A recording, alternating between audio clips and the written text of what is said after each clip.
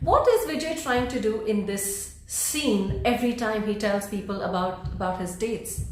He is just using visual cue to further reinforce his message, to make his message more memorable. And this is a technique that you can very easily use in your own presentations to make your message memorable every time you talk to people.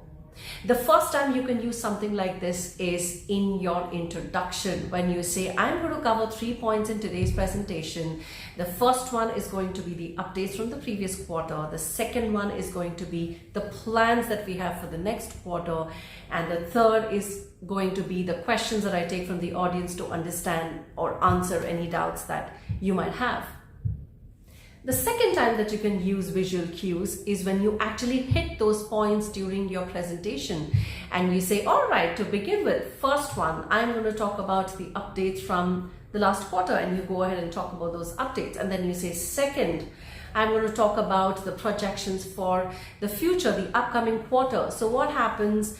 You are simply using a technique called anchoring by saying the first point, the second point, and the third point. By telling people, I'm on the first point, I'm on the second point now, and moving on to the third one. This may seem like a very small thing, but adding such visual cues and reinforcing that with your voice when you say the first one, the second one, makes a huge difference in the way your audience is going to remember your message, in your message being more memorable. And the bonus thing that you get over here is when you do something like this, it actually pulls people out of their distractive state, which is very normal for people to get distracted between your first point and your second point. But your announcement that you're moving on to the next point really brings their attention back to your presentation, and they can join in from wherever they left it.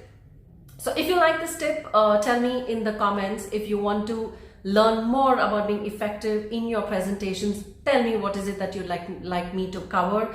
Make sure that you like the video, share it with people who you think will find beneficial, and go ahead and subscribe to the channel so that you do not miss any of these future videos. Thank you so much.